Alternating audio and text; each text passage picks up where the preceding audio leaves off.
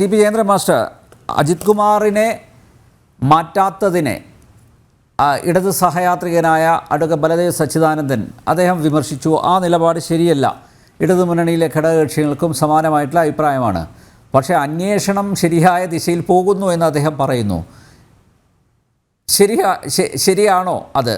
അന്വേഷണം ശരിയായ ദിശയിൽ പോകുമോ? ADGP MR അജിത് കുമാർ ആ സ്ഥാനത്ത് തുടരുന്ന കാലത്തോളം അന്വേഷണം സുഗമമായി മുന്നോട്ട് പോകുമെന്ന് കരുതുന്നുണ്ടോ?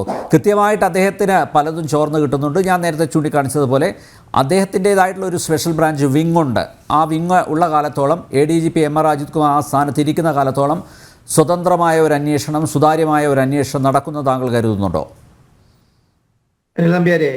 ശ്രീ സച്ചിദ് സാറിന്റെ സത്യസന്ധതയെയും ആത്മാർത്ഥതയെയും നിഷ്കളങ്കതയെയും ഞാൻ ബഹുമാനിക്കുന്നു. അദ്ദേഹത്തിന്റെ ശുഭാപ്തി വിശ്വാസത്തെയും ഞാൻ നല്ല അർത്ഥത്തിൽ തന്നെ കാണുന്നു. അത് അങ്ങനെ ആയിത്തീരട്ടെ എന്ന് പ്രത്യാശിക്കുന്നു.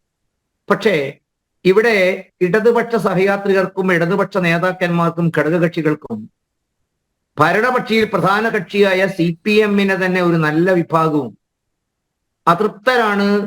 അവർ ഈ ഗവൺമെന്റിന്റെ രണ്ടാം പിണറായി സർക്കാരിന്റെ പ്രയാണത്തിൽ അത്യന്തം ആശങ്കാകുലരാണ് എന്നതിന് കാരണം ഒരു സംവിധാനം അപ്പടി ഇവിടെ നമ്മൾ കാണുന്ന മാതിരി അൻവറോ ഒരു ADGPയോ മാത്രമല്ല, ഒരു സർക്കാർ സംവിധാനം അടി മുതൽ മുടി വരെ കളങ്കിതമായിരിക്കുന്നു എന്നാണ് ഓരോ ദിവസത്തെയും വാർത്തകളെ നമ്മൾ സാക്ഷ്യപ്പെടുത്തുന്നത്.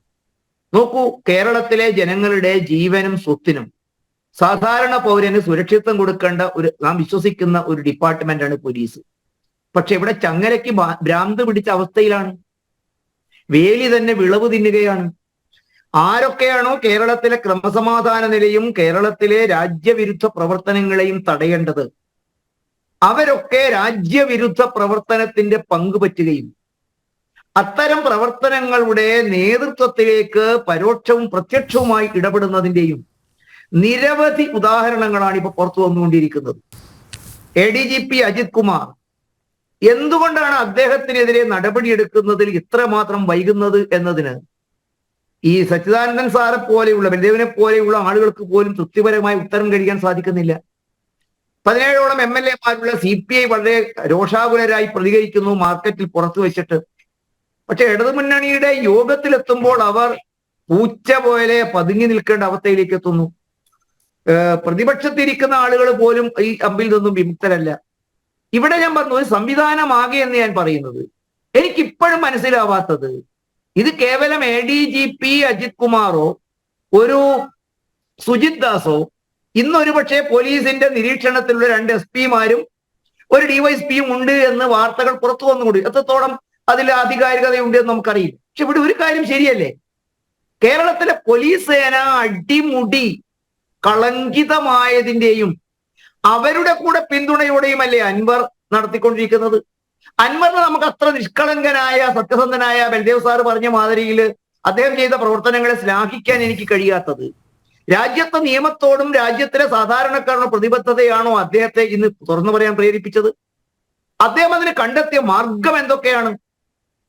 സാറ് തന്നെ പറഞ്ഞു, ഒരു പൗരന്റെ സ്വകാര്യതയിലേക്കുള്ള നീചമായ ഹീനമായ കടന്നുകയറ്റമാണ് ഒരാളുടെ ഫോൺ ചോർത്തുക എന്നുള്ളത്.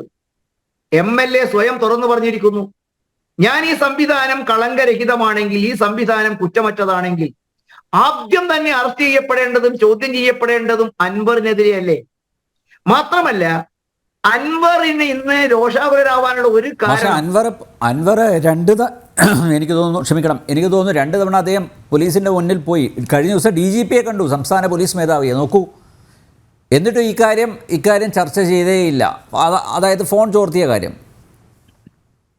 അവിടെയാണ് അനിൽ നമ്പ്യാരെ നമ്മുടെ സംശയത്തിന് ആക്കം കൂട്ടുന്നത്. യഥാർത്ഥത്തിൽ അൻവറിന്റെ ലക്ഷ്യം എന്താണ്? യഥാർത്ഥത്തിൽ പോലീസ് സേനയ്ക്കകത്തു നിന്നും അദ്ദേഹത്തിന് പിന്തുണ ലഭിക്കുന്നില്ലേ? അദ്ദേഹത്തിന് ഇത്തരം നീച പ്രവർത്തനങ്ങൾ ചെയ്തിട്ടും അദ്ദേഹത്തെ അറസ്റ്റ് ചെയ്യാൻ ഭയക്കുന്നതിന്റെ വികാരം എന്താണ്? അടക്കിപ്പിടിച്ച വാർത്തകൾ പറയുന്നത് ഇപ്പോൾ അദ്ദേഹം പുറത്തുവിട്ടിരിക്കുന്നതൊക്കെ വെറും ഓലപ്പടക്കമാണ്. കേരളത്തിലെ മുഖ്യമന്ത്രിയും പോലീസ് ഉദ്യോഗസ്ഥന്മാരും ഇത്ര നീചമായ കുറ്റകൃത്യം ചെയ്ത ഒരു MLA, എന്റെ അറിവിൽപ്പെട്ടിടത്തോളം MLA-ക്ക് ഫോൺ ചോർത്താനുള്ള പ്രത്യേകമായ പരിഗണനയോ സാധ്യതകളോ ഒന്നും ഇന്ത്യൻ ഭരണഘടനയോ കേരളത്തിലെ നിയമസഭയിലോ അദ്ദേഹത്തിന് പ്രത്യേകമായ പരിരക്ഷയൊന്നും ഉള്ളതായിട്ട് എനിക്ക് തോന്നിയിട്ടില്ല. അത്തരം നീചപ്രവൃത്തി ചെയ്യുന്ന അദ്ദേഹത്തിന്റെ ലക്ഷ്യം എന്തൊക്കെയാണ്? നമ്മുടെ ക്യാപ്ഷൻ തന്നെ ശരിയാണ്. പോലീസ് സേനയ്ക്കകത്ത് കള്ളന്മാരുണ്ടോ? എനിക്ക് ലഭിച്ച വിവരം, തന്റെ ഇംഗിതത്തിനനുസരിച്ച് കേരള പോലീസിനെ രൂപപ്പെടുത്തുന്നതിന് വേണ്ടിയുള്ള ആസൂത്രിത ശ്രമങ്ങളാണ് MLA നടത്തിക്കൊണ്ടിരിക്കുന്നത്. അതിന് കേരളത്തിലെ പോലീസ് സേനയ്ക്കകത്തുള്ള ചില സംവിധാനങ്ങൾ, ചില വ്യക്തികൾ എന്ന് ഞാൻ പറയില്ല, ചില സംവിധാനങ്ങൾ കേരളത്തിൽ വിമർശന വിധേയമായ പോലീസ് സേനയ്ക്കകത്ത് അനഭിലഷണീയമായി രൂപപ്പെട്ടു എന്ന് സാക്ഷ്യപ്പെടുത്തിയ ചില സംവിധാനങ്ങളും അദ്ദേഹത്തിനൊപ്പമുണ്ട്. നോക്കൂ, അദ്ദേഹം ഇപ്പോൾ ഫോൺ കോളുകൾ മാത്രമല്ല, ഇപ്പൊ നമ്മൾ ചർച്ച ചെയ്യുന്ന എന്താണ്? പോലീസ് ആസ്ഥാനത്ത് അതീവ രഹസ്യമായി സൂക്ഷിച്ച പല രേഖകളും അദ്ദേഹത്തിന്റെ കൈവശമുണ്ട്. അദ്ദേഹം ഇപ്പോൾ കേവലം ഇത് പുറത്തു വരാൻ മാത്രമല്ല, അദ്ദേഹം ഞാൻ മനസ്സിലാക്കിയിടത്തോളം പോലീസ് സേനാംഗങ്ങൾക്ക് ഉത്തരവ് കൊടുക്കുന്ന അവസ്ഥയിലേക്ക് എത്തിയിരിക്കുന്നു. അദ്ദേഹം മന്ത്രിയല്ല, ആഭ്യന്തര വകുപ്പ് കൈകാര്യം ചെയ്യുന്ന ആളല്ല, ഉന്നത ഉദ്യോഗസ്ഥനല്ല. നോക്കൂ, അദ്ദേഹം പറയുന്നു മാമി കേസിൽ ചില പോലീസ് ഉദ്യോഗസ്ഥന്മാരെ മാറ്റാൻ പാടില്ല. ഇത് പറയാൻ അൻവർ ആരാണ്? അൻവറിനെ നിയന്ത്രിക്കുന്നവരാരാണ്? ഇന്ന് അദ്ദേഹം കൈവശപ്പെടുത്തിയിരിക്കുന്ന രേഖകൾ നോക്കൂ. ഉന്നത പോലീസ് ഉദ്യോഗസ്ഥന്മാരുടെയും അവരുടെ കുടുംബാംഗങ്ങളുടെയും ഫോണുകൾ പോലും അദ്ദേഹത്തിന്റെ കൈവശമുണ്ട്. കേരള മുഖ്യമന്ത്രിയുടെ രേഖകൾ ഉണ്ടോ എന്ന് നമുക്കറിയില്ല. എന്താണ് മുഖ്യമന്ത്രി ഭയക്കുന്നത് എന്ന് നമുക്കറിയില്ല. ഒരു പക്ഷേ നാളെ കേരളത്തിൽ അൻവറിന് താല്പര്യമുള്ള വിഷയങ്ങൾ ഏത് രൂപത്തിൽ അന്വേഷിക്കണമെന്ന് തീരുമാനിക്കാൻ അതിന് ഏത് പോലീസ് ഉദ്യോഗസ്ഥൻ വന്നാലും അദ്ദേഹത്തിന് തന്റെ വരുതിയിൽ നിർത്താനുള്ള രേഖകൾ അദ്ദേഹത്തിന് എവിടെ നിന്ന് കിട്ടുന്നു?